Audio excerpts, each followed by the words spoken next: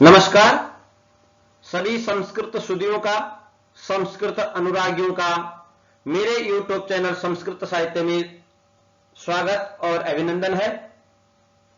आचार्य दंडी विरचित 10 कुमार चरित से आज हम 250 अति लघुत्तरीय प्रश्नों पर चर्चा करेंगे।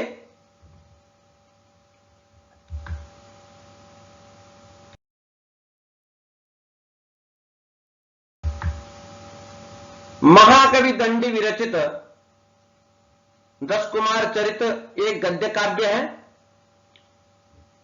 और अब प्रश्नों की चर्चा करेंगे। 10 कुमार चरित के कर्ता कौन है? तो आचार्य दंडी हैं। ब्रह्मांड छत्र दंड सत धृति भावनाम भूरुहु नाल दंड, यह किस प्रकार का मंगलाचरण है? तो यह आशीर्वादात्मक मंगलाचरण है। आचार्य दंडी किस लिए मंगलाचरण का प्रयोग करते हैं, अथवा कोई भी कवि मंगलाचरण का प्रयोग क्यों करता है? तो ईप्सित परिसमाप्ति कामार्थ के लिए मंगल पद्य का आचरण करता है कवि। ब्रह्मांड छत्र दंड प्रस्तुत पद्य में कौन सा अलंकार है? तो इसमें रूपक अलंकार है। तद्रूपकम अभेदो यह उपमान उपमेयो, जब उपमेय में उपमान का अभेद आरोप किया जाता है तो वहां रूपक अलंकार होता है। ब्रह्मांड छत्र दंड प्रस्तुत मंगल पद्य में कौन सा छंद है? तो श्रद्धरा छंद है।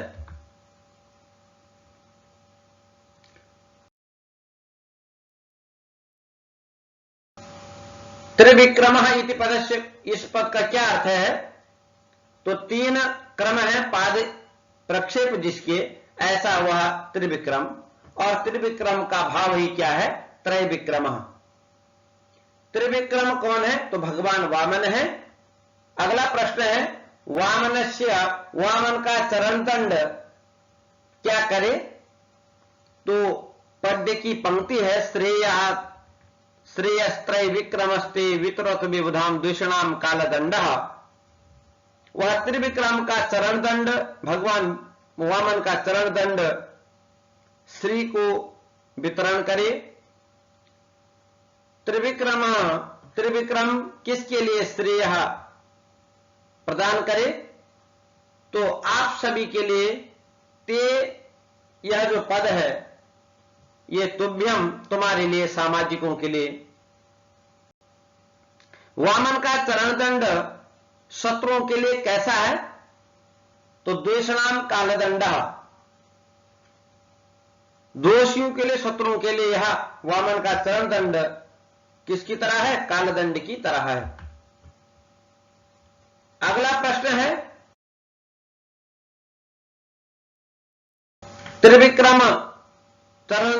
त्रिविक्रम का चरण दंड किस प्रकार का है? तो ब्रह्मांड छत्र दंड, ब्रह्मांड के छत्र दंड के समान जिसका पाद कमल है, चरण दंड है, अर्थात ब्रह्मांड रूपी छाते के दंड के समान जिनका चरण दंड है। दूसरी पंक्ति सत धृति भवनाम भूरुहु नाल दंडवत। सत धृति अर्थात ब्रह्मा के उत्पत्ति स्थल, भवनाम अंभोरुह, ऐसे कमल से उत्पन्न होने वाले ऐसे कमल के नाल दंड के समान जिनका चरण दंड है। तीसरे कह रहे हैं क्षौणी नवकूप दंड, जो क्षौणी है, जो पृथ्वी है, और पृथ्वी रूपी नौका के जो उसके तूल के समान है। क्षौणी नवकूप दंड, जो उस जो नौका का जो आधार स्तंभ है, उस आधार स्तंभ के समान जिनका दंड है। फिर आगे कहा क्षर दमर सरित पट्टिका केतु दंड, और उसके बाद कहा क्षर दमर सरित, ऐसे आकाश गंगा की जो पट्टिका है, पताका है, उस पताका के ध्वज स्तंभ का जो दंड है। फिर उसी प्रकार से कहा कि ज्योतिष चक्राक्ष दंड त्रिभुवन विजय स्तंभ दंडोंघ्रि दंड। तो इस प्रकार से भगवान वामन का जो चरण कमल है वह ऐसा है। त्रिभुवन विजय स्तंभ, इस पद का क्या अर्थ है? तो तीनों लोकों का जो विजय सूचक स्तंभ है वह त्रिभुवन विजय स्तंभ है। ब्रह्मांड छत्रदंड प्रयुक्त में कौन सा छंद प्रयुक्त है? उस छंद का लक्षण क्या है? तो श्रद्धरा छंद है। तो मृबलैर्यानां त्रयेण त्रिमुनियति युता श्रद्धरा कीर्तियेयम्। यह श्रद्धरा छंद 21 वर्णात्मक है और 7वें अक्षर पद इसकी क्या लगती है? यति लगती है। तो कहा श्रद्धरा छंद कितने वर्ण का है? तो यह 21 वर्णात्मक। अगला प्रश्न है, मगध देश की शेखरी भूत मुकुटमणि कौन सी नगरी है? तो ऐसे पुष्पपुरी।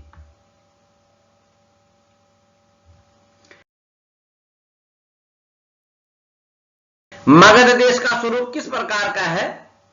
तो मगध देश का स्वरूप यह जो समस्त नगरियों का सारभूत और यहां शाश्वत निरंतर अगण्य वन्य विस्तारित मणिगणादि वस्तु से क्या है? यह सुशोभित है।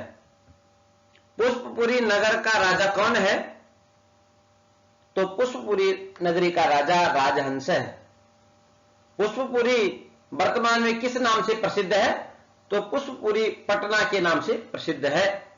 मगध देश का दूसरा नाम क्या है? तो मगध देश का दूसरा नाम कोकट है।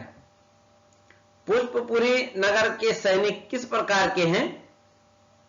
तो कह रहे हैं कि वीर भट पटलोत्तर उत्तरंग तुरंग कुंजर मकर भीषण सकल रिपुगण कटक जल निधि, ऐसे वीर हैं।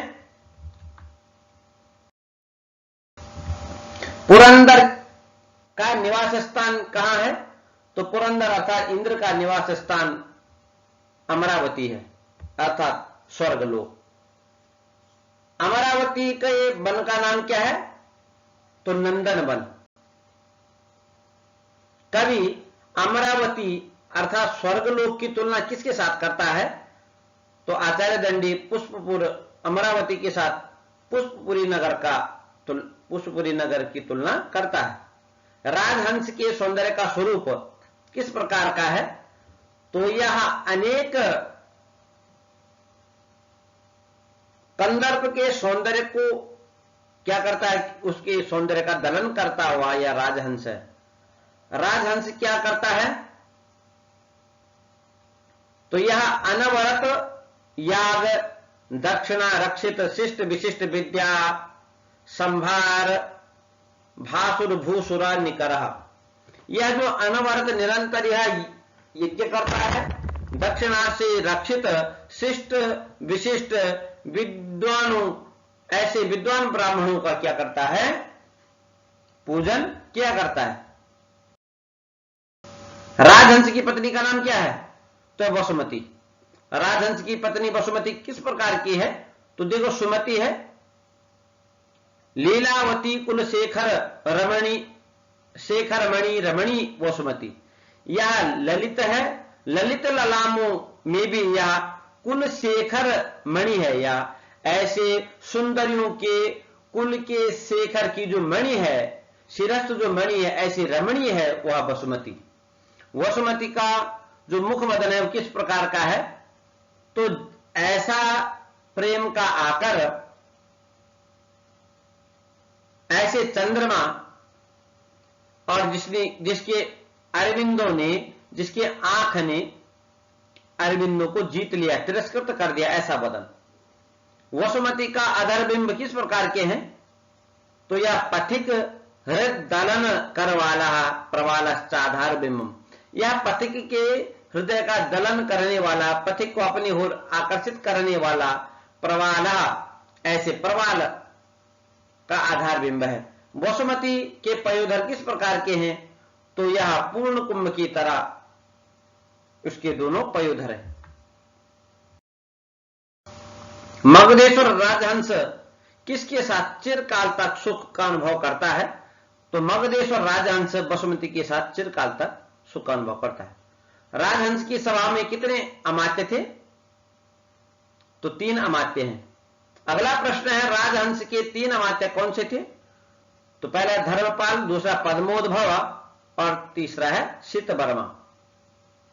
अगला प्रश्न है, राजहंस के 3 अमात्य किस प्रकार के थे? तो ये जो 3 अमात्य हैं वह धीर हैं, धैर्यशाली हैं, धीषण हैं, विद्वान हैं और अवधीरित विबुधाचार्य विचार कार्य साहित्य ऐसे विचक्षण साहित्यिक हैं। शीतवर्मा के 2 पुत्र कौन थे? तो शीतवर्मा के 2 पुत्र सत्यवर्मा और सुमति हैं। मंत्री धर्मपाल के कितने पुत्र हैं? तो मंत्री धर्मपाल के 3 पुत्र हैं, सुमंत्र, सुमित्र और कामपाल। पद्मोद्भव के 2 पुत्र कौन हैं? तो सुश्रुत और रत्नोद्भव। 7 अमात्य पुत्रों में कौन ऐसा पुत्र था जो तीर्थाभिलाषी होकर के अन्य देश को प्रस्थान किया? तो ऐसा सत्यवर्मा, शीतवर्मा का पुत्र सत्यवर्मा, वह धर्मशील है। बिट नट वार नारी परायणो दुर्विनीत कौन है? ऐसे बिट की तरह, नट की तरह और पर नारी परायण ऐसा दुर्विनीत कौन है? तो कामपाल है, धर्मपाल का पुत्र कामपाल है। दुर्विनीत कामपाल क्या किया? तो कामपाल जो है अपने पिता के शासन का अतिक्रमण करते हुए पृथ्वी पर विचरण किया। रत्नोद्भव व्यापार के लिए कहां गया? तो रत्नोद्भव व्यापार के लिए नदी पार गया। और जो मंत्री पुत्र थे सुमति, सुमंत्र, सुमित्र, सुश्रुत, वे क्या किए? तो सुमति, सुमंत्र, सुमित्र, सुश्रुत अपने जो राजहंस हैं पुरंदरातिथिषु पितृषु, ऐसे पुरंदर के समान, इंद्र के समान जो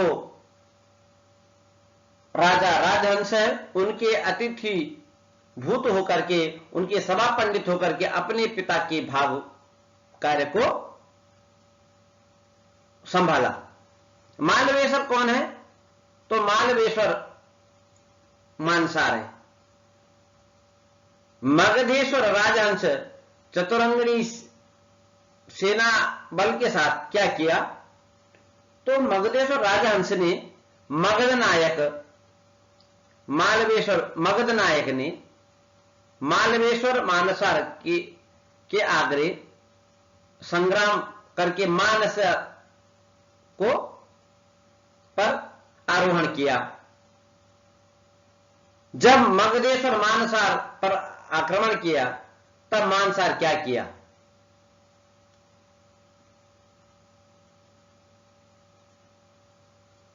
तो मालवनाथ ऐसे मानसार भी अनेक प्रकार के अनेक यूथ नाथ विग्रह होकर के उसने क्या किया? उस पर संग्राम किया। मानसार और राजहंस के संग्राम में कौन विजय को प्राप्त किया? तो मगधेश्वर राजहंस पहली बार मानसार पर विजय प्राप्त किया। मानसार को जीत करके राजहंस ने क्या किया? तो मानसार को जीत करके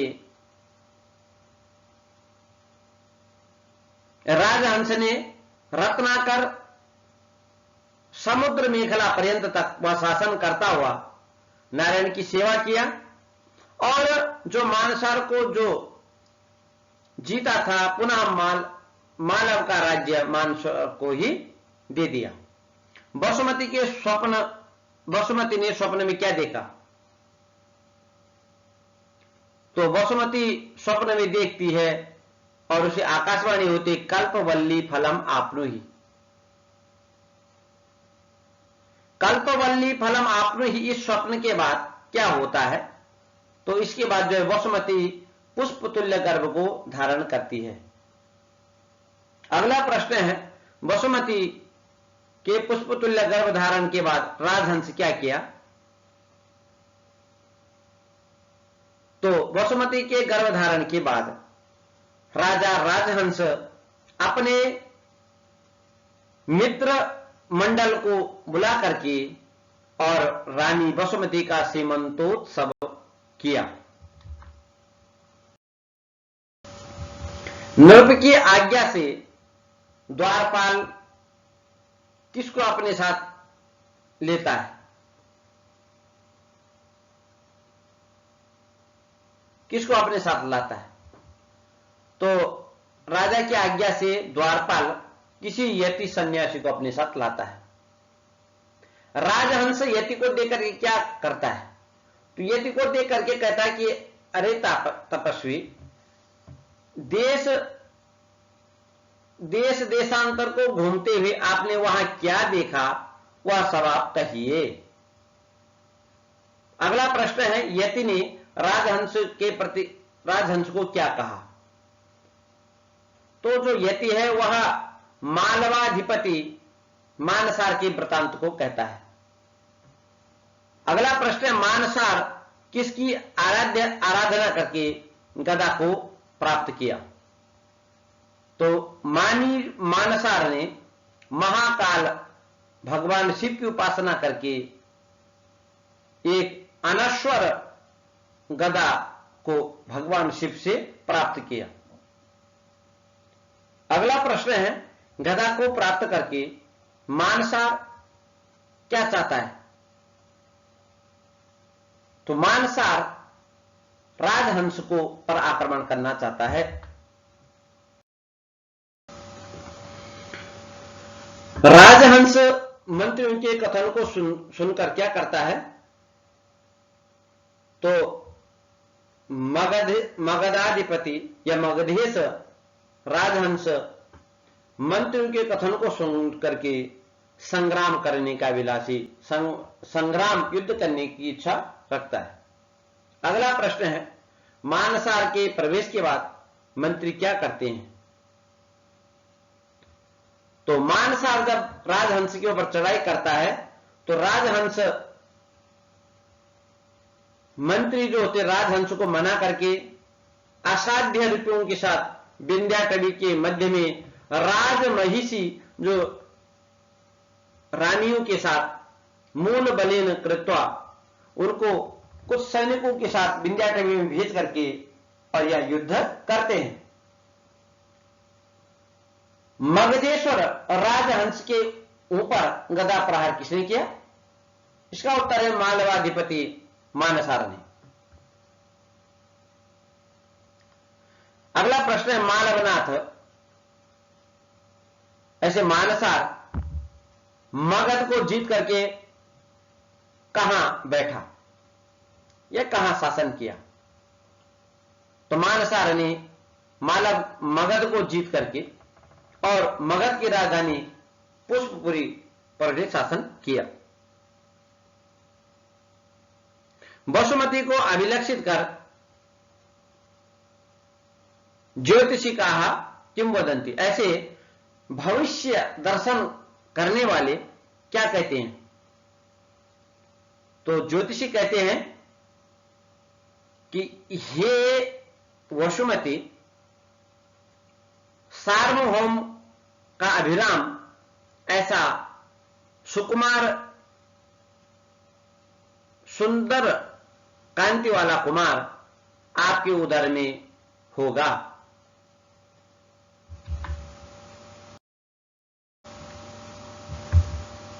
अगला प्रश्न है, भूनायक भवान एव भाविन्यपि जन्मनि बल्लभो भवति इति कस्य कथनम। आप ही अगले जन्म में मेरे पति होवें, यह कथन किसका है?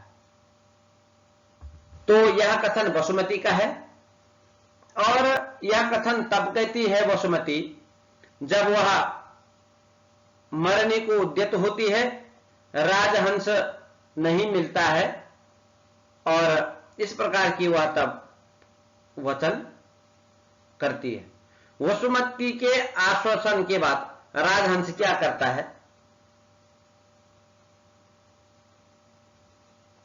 वसुमती के आश्वासन के बाद राजहंस वामदेव ऋषि के पास आता है। राजहंस वामदेव ऋषि से क्या निवेदन करता है? तो राजहंस वामदेव ऋषि से अपना वृतांत कहता है। राजहंस के पुत्र का नाम क्या है? राजवाहन। राजवाहन के जन्म काल में किन अमात्यों के पुत्र हुए? तो देखिए, जो सभा, राजहंस की सभा में जो मंत्री हैं उनके प्रायः सुमति, सुमंत्र, सुमित्र और सुश्रुत के क्रमशः प्रमति, मित्रगुप्त, मंत्रगुप्त और सुश्रुत के विश्रुत पुत्र उत्पन्न हुए।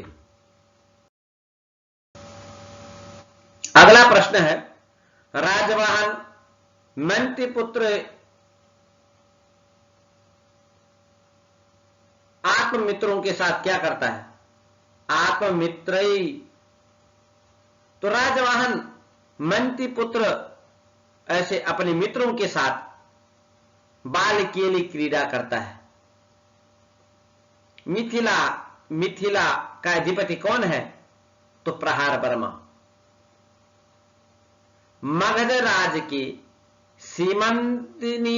सीमंत महोत्सव के लिए पुत्रदार समन्विते कहा पुष्पब्रह्म गच्छत। ऐसे मगध प्रदेश में सीमंतोत्सव में अपनी पत्नी और पुत्र सहित कौन पुष्पपुरी को आया? तो मिथिला के अधिपति प्रहार वर्मा अपने पुत्र और पत्नी सहित मगध राजहंस के यहां आते हैं जब वसुमती का सीमंतोत्सव संस्कार किया जाता है। राजहंस और मानसार के युद्ध में क्या हुआ?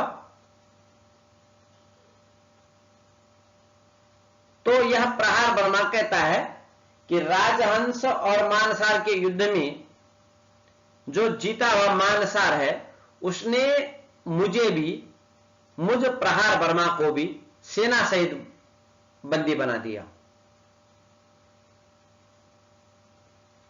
अगला प्रश्न है, तपस्वी विदेयनाथ पुत्रस्य, विदेयनाथ अर्थात मिथिला, अन्वेषणार्थम कुत्र आगच्छत।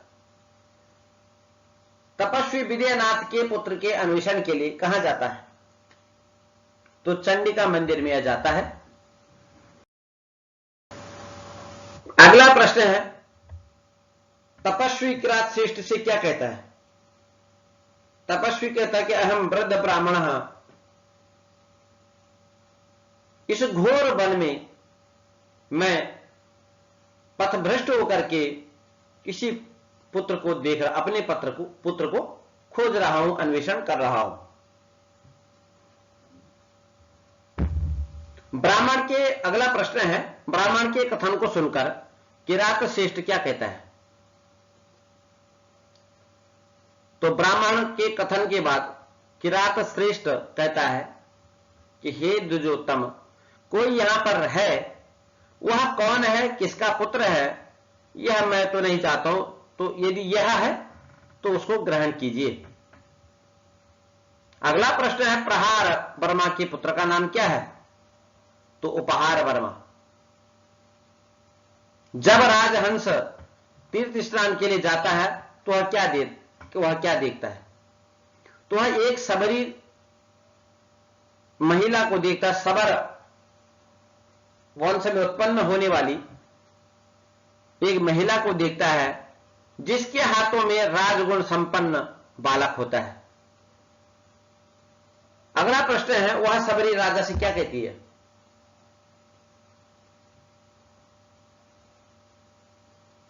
तो सबरी कहती है गांव के समीप प्रहार वर्मा का जो सर्वस्व अपहरण, जिसने प्रहार वर्मा का सर्वस्व अपहरण कर दिया था, ऐसे सबर सैन्य में मेरे पति के द्वारा लाया गया यह कुमार, यह,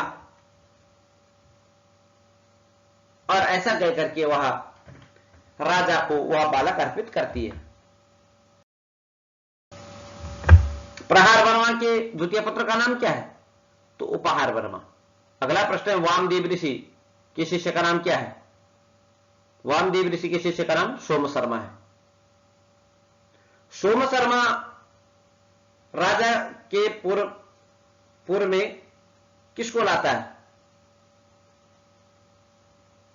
तो सोम शर्मा राजा के पूर्व में एक बालक को लाता है। सोम शर्मा किस तीर्थ में स्नान के लिए जाता है?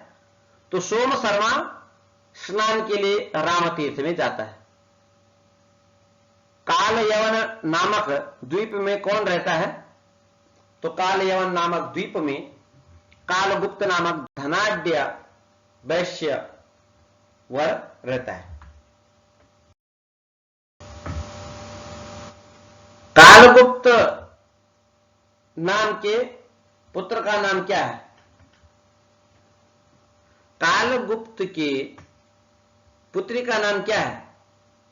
तो उसकी कालगुप्त नामक व्यापारी के पुत्री का नाम सुब्रता है। रत्नोद्भव की पत्नी का नाम क्या है? तो सुब्रता। अगला प्रश्न है, रत्नोद्भव के पुत्र का नाम पुष्पोद्भव, अर्थात रत्नोद्भव और सुब्रता के गर्भ से पुष्पोद्भव नाम का पुत्र उत्पन्न हुआ। मणिभद्र कौन है? तो मणिभद्र कोई यक्ष है। मणिभद्र की पुत्री का नाम क्या है? तो मणिभद्र की पुत्री का नाम तारावती है। तारावती किसकी पत्नी है? तो तारावती धर्मपाल के पुत्र कामपाल की पत्नी है। यक्षेश्वर की अनुमति से अप्सरा वसुमती को क्या देती है? कामपाल के पुत्र को। अगला प्रश्न है, कामपाल के पुत्र का नाम क्या है? तो कामपाल के पुत्र का नाम अर्थपाल है। अगला प्रश्न है, शीतवर्मा के पुत्र सत्यवर्मा तीर्थाटन करने के लिए कहां गए? तो शीतवर्मा के पुत्र सत्यवर्मा तीर्थाटन करने के लिए देशांतर को गया। सत्यवर्मा की प्रथम पत्नी का नाम क्या है? तो सत्यवर्मा की प्रथम पत्नी का नाम काली है, और यह काली किसी ब्राह्मण की पुत्री है, और यह वंध्या होती है, जिसके बाद सत्यवर्मा दूसरी शादी करता है। तो अगला प्रश्न देखिए, सत्यवर्मा की दूसरी पत्नी का नाम क्या है? तो दूसरी पत्नी का नाम गौरी है। गौरी के गर्भ से कितने पुत्र उत्पन्न हुए? तो गौरी के गर्भ से एक पुत्र उत्पन्न हुआ। अगला प्रश्न है, ईर्ष्या के वशीभूत होकर के काली ने क्या किया? तो काली एक बार ईर्ष्या के वशीभूत होकर के धात्री के सहित इस बालक को नदी में फेंक देती है। सत्यवर्मा के पुत्र का नाम क्या है? तो सत्यवर्मा के पुत्र का नाम सोमदत्त है। 10 कुमारों के मंडल के साथ राजवाहन के कौन कौन से संस्कार संपन्न हुए? तो चौल, उपनयन, चूड़ाकरण आदि संस्कार संपन्न हुए।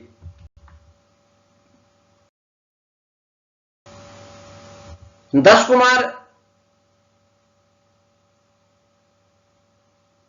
राजवाहन, सोमदत्त, उपहार, अपहार, मित्र, मंत्र, ये जो 10 कुमार हैं, इन्होंने कौन कौन विषय को पढ़ा?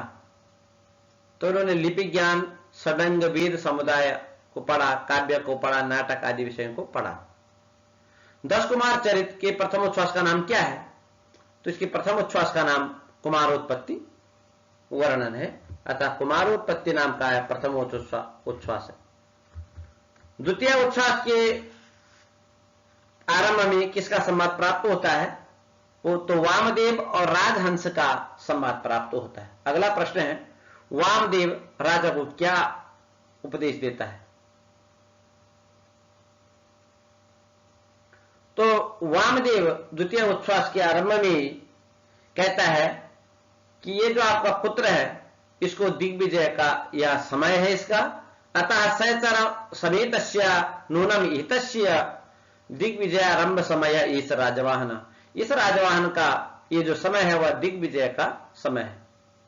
अगला प्रश्न है, राजवाहन मंगल सूचकम विलोक्य, राजवाहन मंगल सूचक देख करके कहां गया? तो राजवाहन मंगल सूचक शब्दों को सुनकर विंध्य पर्वत की ओर जाता है। अगला प्रश्न है, राजवाहन विंध्य वन में सर्वप्रथम किसको देखता है? तो सबसे पहले वह यज्ञोपवीतधारी किरात ब्राह्मण को देखता है। अगला प्रश्न है, किरात ब्राह्मण अपना परिचय किस प्रकार से देता है? तो किरात ब्राह्मण कहता है कि निंदा पात्र चरित्र वाला मैं मातंग नाम का हूं। किरात ब्राह्मण स्वीय आजीविका, अपनी आजीविका किस प्रकार से निर्वाह करता है? तो यह किरात ब्राह्मण जनपदों में प्रदेशों में प्रवेश करके और धनी लोगों की स्त्री बालक सहित नाना प्रकार के धन को जंगल में लाकर और उनका समस्त धन का अपहरण करता है। अगला प्रश्न है, वध के लिए लाया गया ब्राह्मण को देख करके वह किरात नाम का जो ब्राह्मण, किरात यज्ञोपवीतधारी जो ब्राह्मण है, वह क्या कहता है? ये तो भील है, किरात है, तो वह किरात वेशधारी ब्राह्मण कहता है कि अरे दुराचारियों, ब्राह्मण को नहीं मारना चाहिए। पृथ्वी सुर अर्थात ब्राह्मण की रक्षा के लिए मातंग पुत्र क्या किया? तो ब्राह्मण की रक्षा के लिए मातंग पुत्र, वह जो ब्राह्मण है वह किरातों से मारा गया और मृत्यु को प्राप्त हुआ। अगला प्रश्न है, मातंग पुत्र प्रेतपुरी अथवा यमलोक को पहुंच करके किसको सबसे पहले प्रणाम करता है? तो मातंग पुत्र रत्न खचित सिंहासन पर जो आसीन है, ऐसे समनम, ऐसे यम को देख करके उसके लिए सबसे पहले यमराज को प्रणाम करता है। यमराज मातंग पुत्र को देख करके किसको बुलाता है? तो यमराज सबसे पहले अपने अमात्य चित्रगुप्त का आवाहन करता है। यमराज अपने अमात्य चित्रगुप्त से क्या कहता है? तो सचिव कहता है, अरे चित्रगुप्त, इस व्यक्ति का मृत्यु समय अभी नहीं है। अगला प्रश्न है, मृत्यु को प्राप्त होता हुआ वह किरात ब्राह्मण फिर से जीवित कैसे हुआ?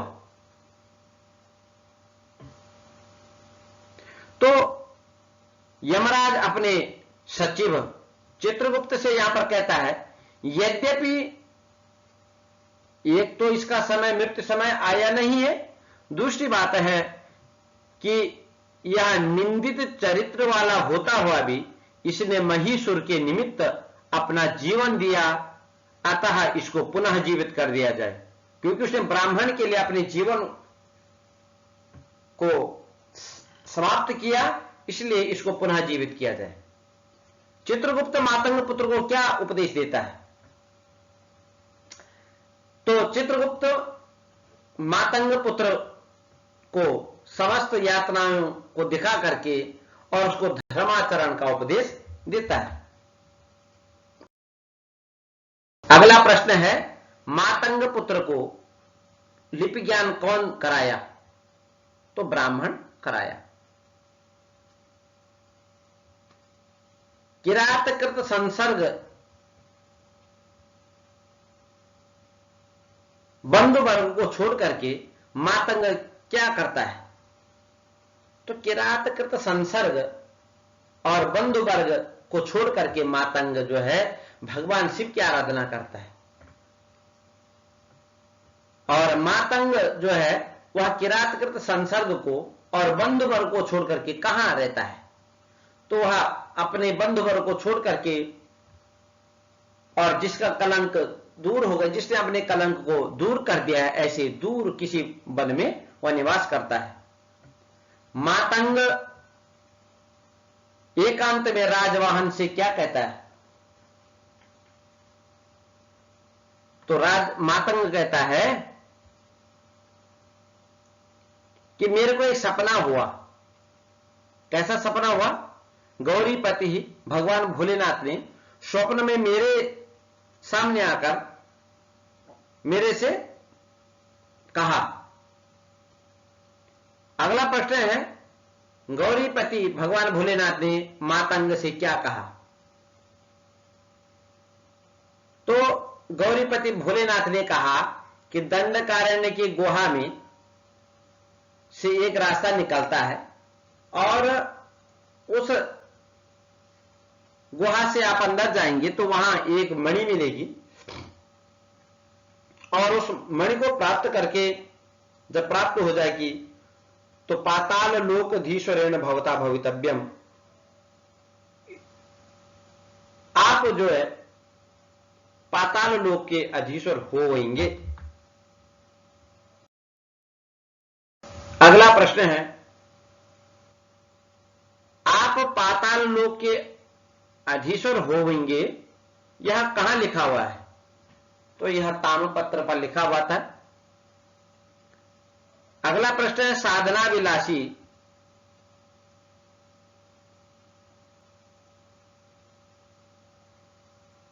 मम तोषिणो रचय सहायम कहो।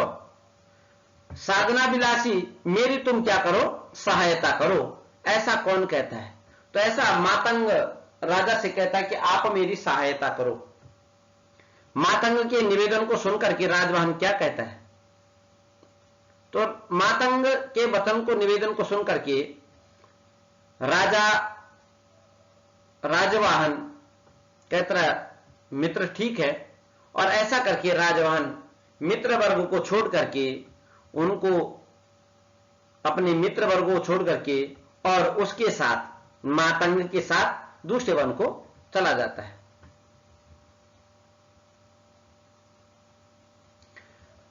ऐसे राजवाहन, अगला प्रश्न है,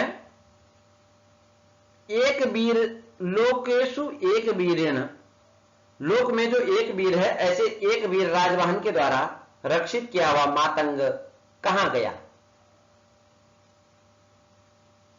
तो मातंग कहते हैं कि शशिशेखर कथिता अभिज्ञान ज्ञातम परिज्ञातम, भगवान शिव के द्वारा जो स्वप्नवाणी में कहा गया अभिज्ञानम, जो चिन्ह स्वरूप, जो ताम्र पत्र में वर्णित ऐसे नगर को गया।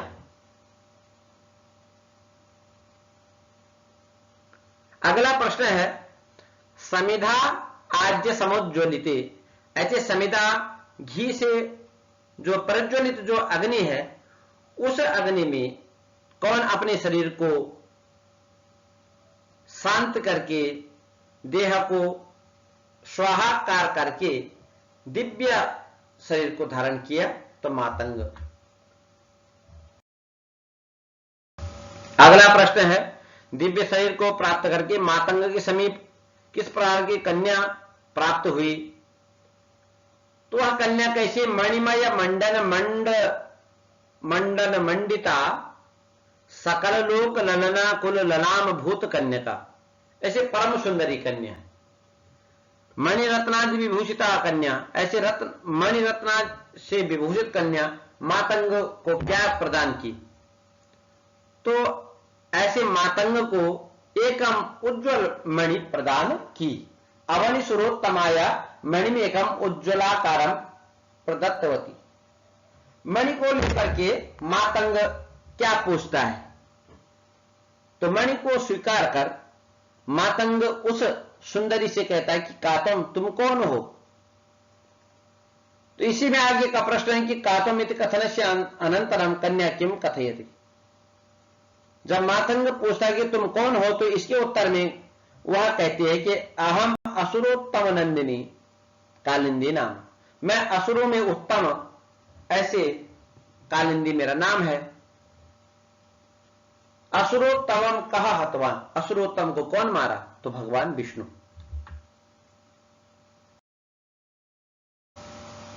अगला प्रश्न है, पिता के वियोग में निमग्न कन्या को देख करके तपस्वी क्या कहता है? तो कोई दिव्य देहधारी मानव तुम्हारा पति होकर के सकल रसातल का पालन करेगा, ऐसी कालिंदी को कहता है कोई तपस्वी। आप इस लोक के राजलक्ष्मी को स्वीकार करके और मुझे भी उस राजलक्ष्मी का पत्नी बना करके उस पर शासन कीजिए, यह किसका कथन है? तो असुरोत्तम कन्या कालिंदी का यह कथन है। मातंग दिव्यांगना के साथ विवाह के लिए किसका अनुमोदन स्वीकार करता है? तो मातंग जो है राजवाहन का अनुमोदन स्वीकार करता है। अरे सोमदत्त, प्रमोदाश्रुपूर्णो राजा पुलकितांगम तम गाढ़म आलिंग कस्य वचनम। प्रमोदित होकर के, अश्रुपूर्ण होकर के राजा पुलकितांग होकर के उसको, किसको? उसको जो है उसका आलिंगन करता है। तो राजवाहन का यह कथन है। दश कुमार चरित के द्वितीय उच्छ्वास का नाम क्या है? तो द्विजोपकृतिर नाम, इसके द्वितीय उच्छ्वास का नाम द्विजोपकृति है। अगला प्रश्न है,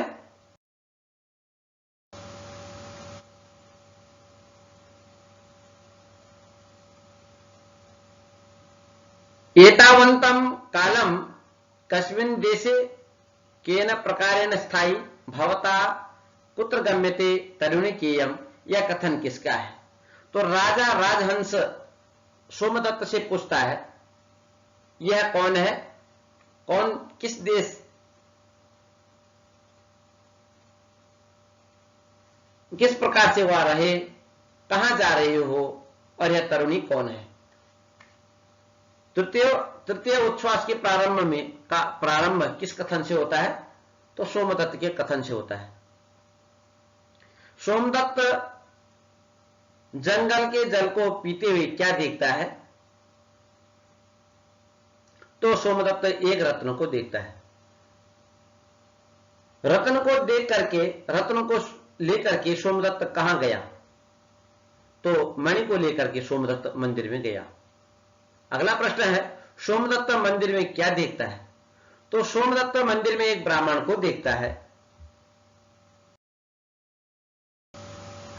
अगला प्रश्न है, वह ब्राह्मण, वृद्ध ब्राह्मण कहां रहता है? तो वह ब्राह्मण शिवालय में ही रहता है। ब्राह्मण सोमदत्त को क्या कहता है?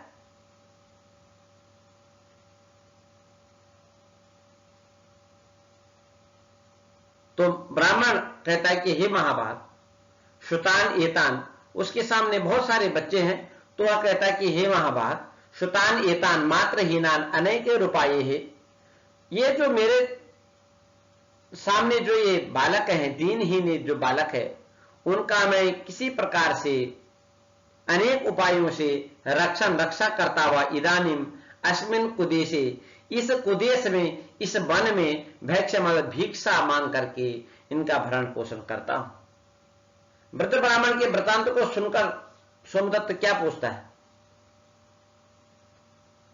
तो सोमदत्त पूछता है कि अरे ब्राह्मण, एतत् कटकाधिपति ही राजा कस्य देशस्य, ये जो कटकाधिपति है, जो सैन्य शिविर को लगाया हुआ, इसका अधिपति राजा किस देश का है, उसका नाम क्या है और उसके आने का यहां क्या कारण है। तो सोमदत्त के कथन को सुनकर के वृद्ध ब्राह्मण कहता है, यह मत्त नाम का लाटेश्वर देश का राजा है और वह वीर केतु की पुत्री के साथ विवाह करने के लिए आतुर है। और जब वीर केतु मना करता है तो वह उसके ऊपर चढ़ाई करता है, लड़ाई संग्राम करता है और संग्राम के भय से वीर केतु अपनी पुत्री को इसको दे देता है और उसके बाद यह प्रमुदित होकर के यहां वन में आया है। लाटेश्वर मत्तकाल संप्रति क्या कर रहा है, तो यह जब वीर केतु की पुत्री के साथ उसका विवाह हो जाता है तो वह वन में आखेट की कामना से वन में आता है। वीर केतु के अमात्य का नाम क्या है, तो वीर केतु के अमात्य का नाम, सचिव का नाम मानपाल है। सोमदत्त ने जो मणि को प्राप्त किया वह किसको देता है, तो वह लब्ध मणि को वृद्ध ब्राह्मण को देता है। वृद्ध ब्राह्मण मणि को प्राप्त करके क्या करता है, वह परम आह्लादित होकर के और उसका आनंद विकसित प्रसन्न हो जाता है और अनेक आशीर्वाद देकर के वह प्रस्थान करता है। वृद्ध ब्राह्मण को मणि देकर के सोमदत्त क्या करता है, तो वृद्ध ब्राह्मण को मणि देकर के सोमदत्त शयन करता है। अगला प्रश्न है, सोमदत्त शयन के बाद क्या देखता है, तो सोमदत्त जैसे ही उसकी आंखें खुलती हैं तो वहां ब्राह्मण सोमदत्त में लक्ष्य बदलती, तो वह देखता है कि एक ब्राह्मण जिसको मैंने मणि प्रदान की और उसके चारों ओर जो है वो उसको बंदी बनाने वाले सैनिक हैं। तो ऐसा ब्राह्मण जैसे ही सोमदत्त की आंखें खुलती हैं तो वह ब्राह्मण कहता है कि ये सोमदत्त है और यही चोर है, क्योंकि इसने मेरे को मणि दी, इसलिए यह क्या है, चोर है। अगला प्रश्न है, सोमदत्त को रस्सियों से बांध करके कारागार में, ये तुम्हारे मित्र हैं, ऐसे कौन बोलता है, तो यह जो है राजा के सेवक बोलते हैं। कारागार में बंदी होने पर सोमदत्त की स्थिति कैसी है, तो सोमदत्त की स्थिति वहां कारागार में किम कर्तव्य विमूढ़ वाली स्थिति है। निश्चय ही पुरुष वीर पुरुष किसी निमित्त से कारावास में आए हो, यह किसका कथन है, तो यह सोमदत्त का कथन है। हम वीर केतु मंत्री मानपाल के सेवक हैं, यह किसका कथन है, तो मानपाल के जो सैनिक है वह कहते हैं। वीर केतु मंत्री मानपाल के सैनिक सोमदत्त को क्या कहते हैं, सोमदत्त को कहते हैं कि मानपाल की आज्ञा से लाटेश्वर को मारने के लिए रात्रि में सुरंग के द्वार से उसके आगार में पहुंच करके वहां हमने क्या किया, राजा तो नहीं देखा परंतु उसका जो बहुत सारा धन था उसको लेकर के हमने इस जंगल में प्रवेश किया और पद चिन्हों का अनुकरण करते हुए जो राजसेवक यहां आए और हमारे को लेकर के और यहां बंदी बनाकर कारागार में डाल दिया। अगला प्रश्न है, वीर केतु मंत्री मानपाल के सैनिकों का वृतांत सुन करके सोमदत्त क्या करता है, यह तो सोमदत्त करता कि इदम तदेव माणिक्यम, यही माणिक्य है, ऐसा निश्चित करके संपूर्ण वृतांत कहता है और समयोचित संलाप मैत्री कार्य, और उनसे उचित संलाप करके मैत्री कार्य करता है, मित्रता करता है।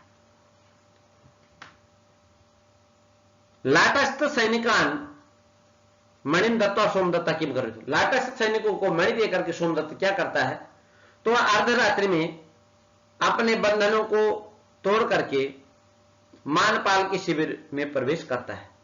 मानपाल किसका अमात्य है, तो मानपाल वीर केतु राजा का सैनिक है अर्थात सचिव है।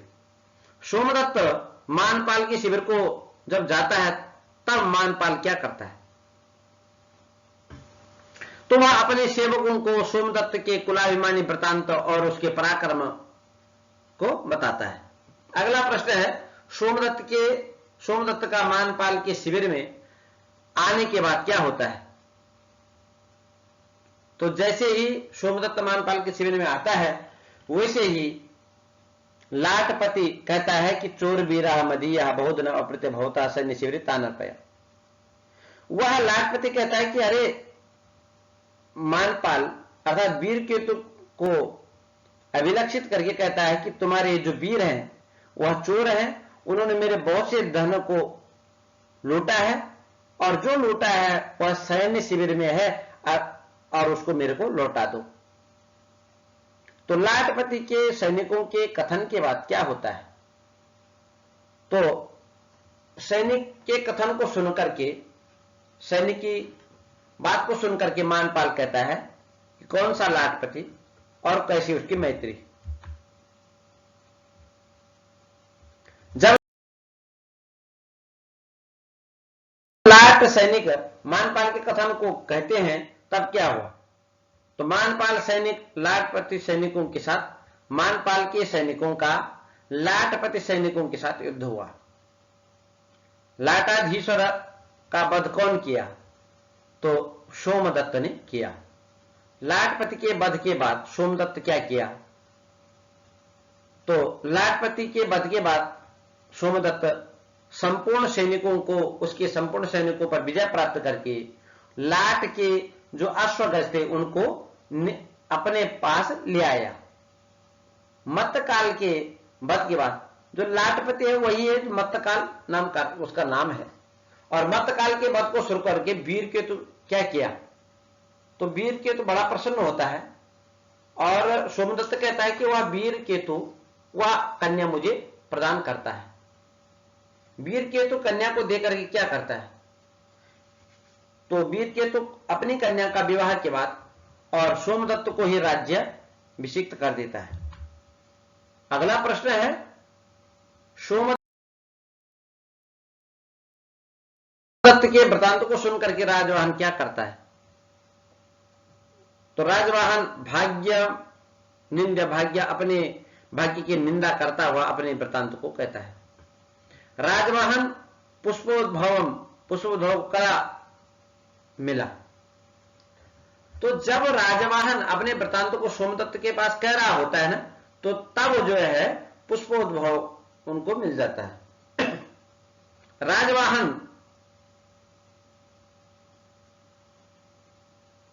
किन दोनों का आलिंगन प्राप्त किया, तो राजवाहन सोमदत्त और पुष्पोद्भव दोनों का आलिंगन प्राप्त किया। 10 कुमार चरित्र के तृतीय उच्छ्वास का नाम क्या है, तो तृतीय उच्छ्वास में सोमदत्त का चरित्र वर्णित है, अतः सोमदत्त चरित्र के नाम से तृतीय उच्छ्वास का नाम सोमदत्त चरित्र है। अगला प्रश्न है, तदनु प्रबुद्धो वैश्य वर्गा किमिति निश्चित्य मदन वेषणाय कुत्र गतवान इति कस्य वचनम। तो यह राजवाहन का कथन है। आगे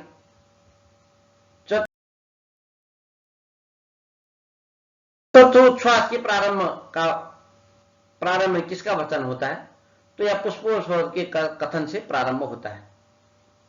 आपको ढूंढने के लिए हम चारों दिशाओं में गए, यह किसका कथन है, यह पुष्पोद्भव का कथन है।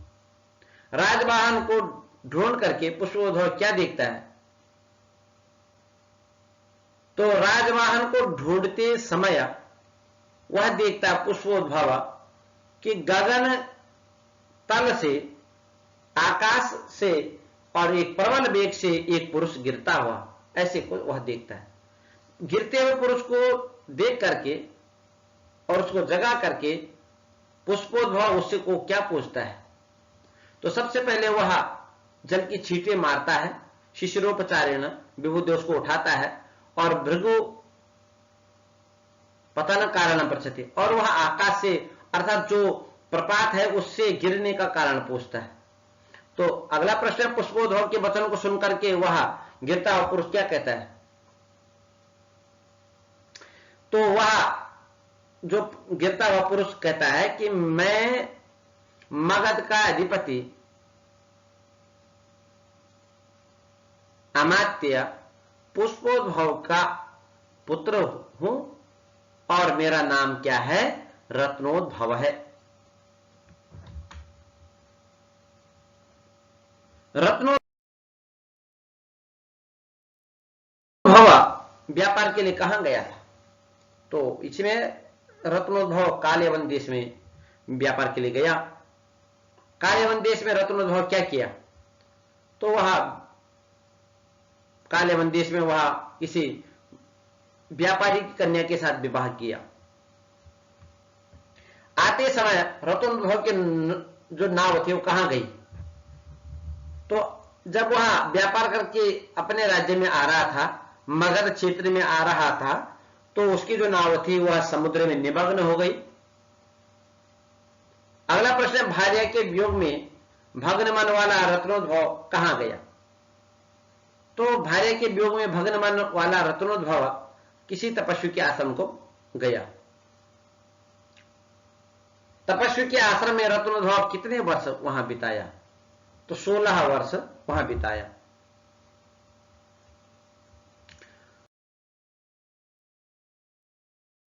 षोडश 16 वर्ष में भी जब अपने अंगना के वियोग को सहन नहीं कर पाए तो रत्नोद्भव क्या किया? तो रत्नोद्भव को जब 16 वर्ष बीतने पर भी अपनी पत्नी प्राप्त नहीं होती तो वह पहाड़ से अथवा प्रपात से गिरता है। रत्नोद्भव पुष्पोद्भवो वार्ता प्रसंगे किम श्रुतवंतो। रत्नोद्भव और पुष्पोद्भव की जब बातचीत होती है तो उस वार्ता प्रसंग में ये दोनों क्या सुनते हैं? तो वह एक नारी कुज शब्द को सुनते हैं। एक स्त्री, वहीं पर आगे वर्णन है, एक स्त्री दूसरी स्त्री को अभिलक्षित क्या कह रही है? तो एक स्त्री दूसरी स्त्री को अभिलक्षित करके कह रही है कि तपस्वी के अनुसार पतितनय मिलने, भाई तपस्वी ने कहा है कि तुम्हारे को पति भी और आपका पुत्र भी मिल जाएगा, परंतु आप असमर्थ होकर के वैश्वानरम ऐसे अग्नि में क्यों प्रवेश कर रही हो? भाई सब वृतांत को सुन करके रत्नोद्भव पुष्पोद्भव से क्या कहता है? तो देखो, रत्नोद्भव पुष्पोद्भव को कहता है कि आप क्या हैं? हमारे पिता हैं। पुष्पोद्भव के साथ वार्ता करके रत्नोद्भव शीघ्र ही आगे जाकर के क्या करता है? भयंकर ज्वालामयी अग्नि में प्रवेश करने के लिए वह देखता है कि कोई वनिता उद्यत हो रही है।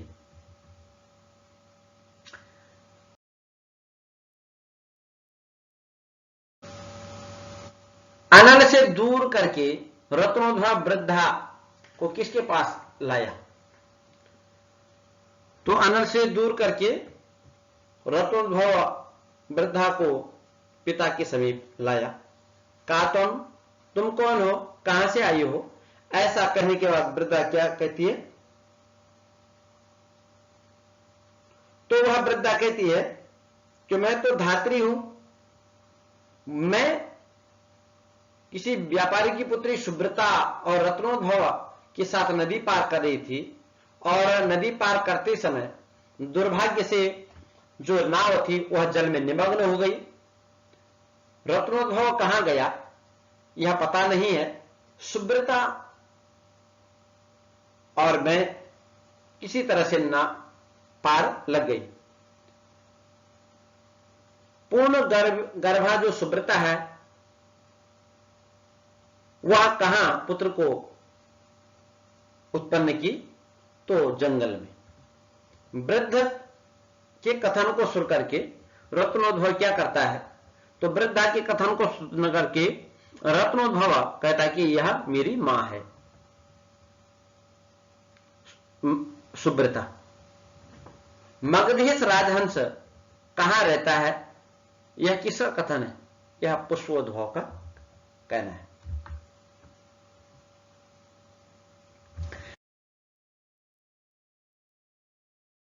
चंद्रपाल कौन है? तो यह चंद्रपाल एक व्यापारी है। कौन चंद्रपाल की पुत्र के साथ मित्रता करके उज्जैनी को प्राप्त करता है? तो चंद्रपाल के पुत्र के साथ मित्रता करके पुष्पोद्भव उज्जैनी को प्राप्त होता है। चंद्रपाल के पिता का नाम क्या है? तो चंद्रपाल के पिता का नाम बंधुपाल है। पुष्पोद्भव गूढ़ वेश में, गुप्तचर के वेश में कहां रहता है? अर्थात छिप करके कहां रहता है? तो ऐसे मालव प्रदेश में रहता है। बंधुपाल पुष्पोद्भव से क्या कहता है? तो बंधुपाल कहता है कि सकलम धरणी तलम अपारम अन्वेष्टम अक्षमः भवान मनोग्लानिम विहाय तुष्टिम तिष्ठतु। आप जो है मनोग्लानि को छोड़ करके और शांत होकर के बैठिए।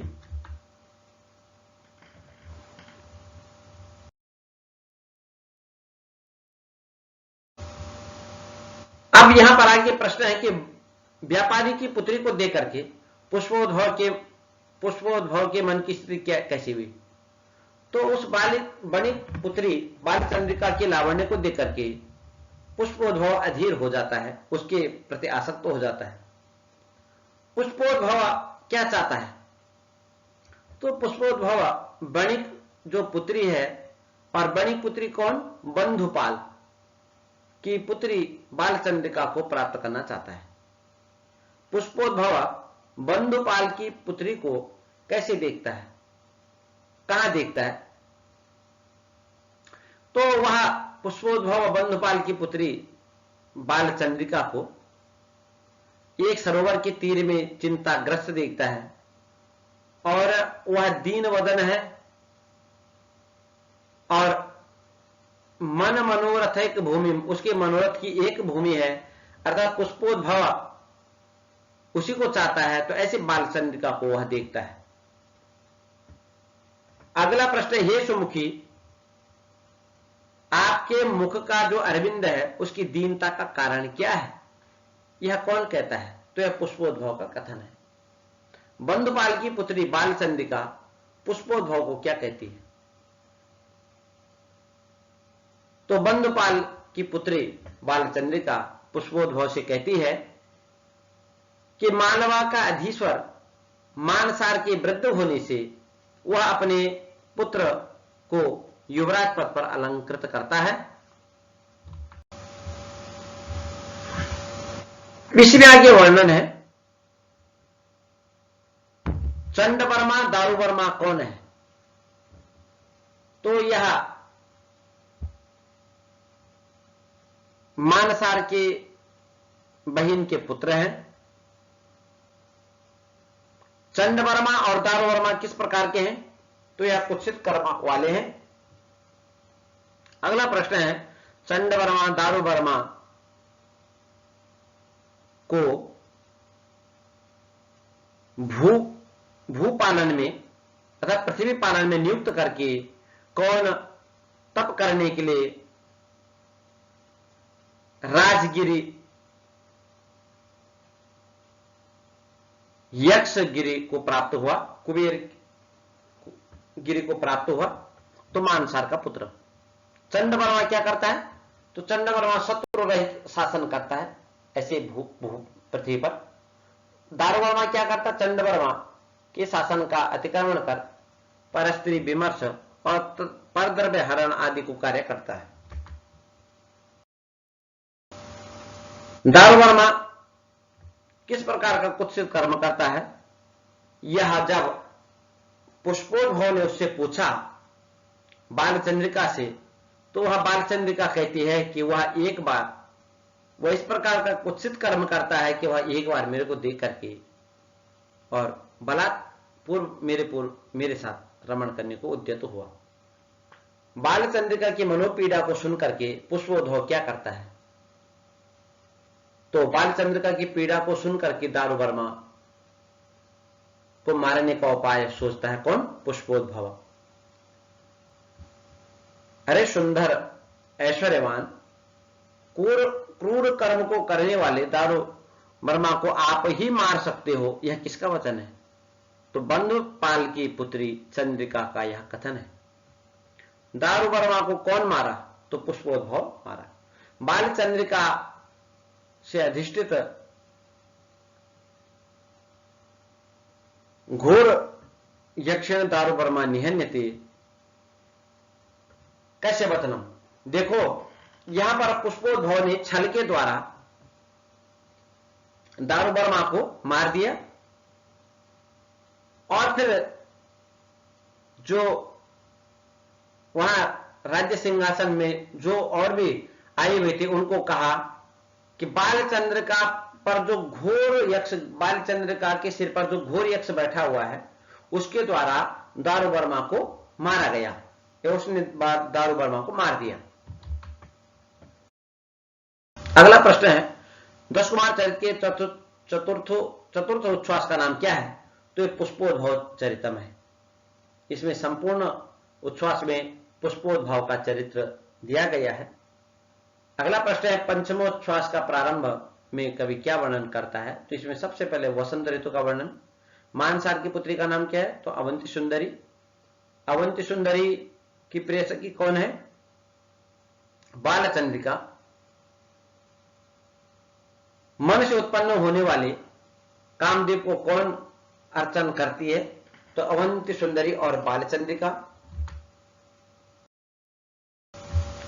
राजवाहन क्या चाहता है? तो राजवाहन अवंती सुंदरी को चाहता है।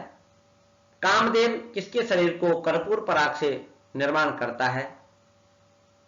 तो अवंती सुंदरी के शरीर को। अवंती सुंदरी को देख करके राजवाहन क्या सोचता है? तो यह सोचता है कि यह निश्चित ही कि विधाता के द्वारा गुणाक्षर न्याय के द्वारा निर्मित है।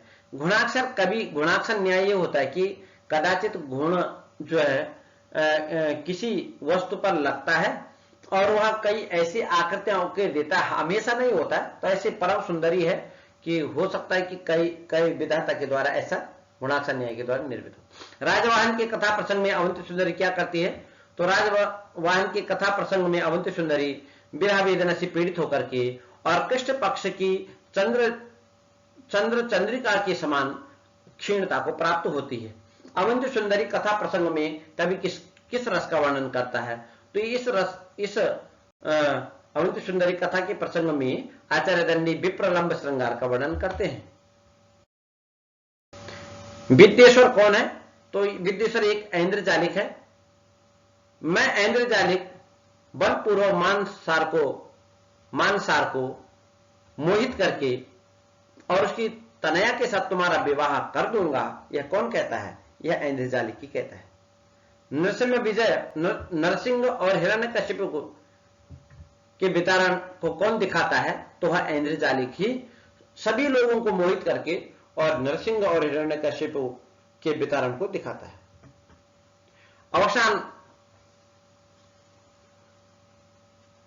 ऐन्द्रजालिक राजा से कहता है कि मैं जादूगर हूं और अवसान काल में किसी शुभ सूचक दृश्य को आपको देखना चाहिए।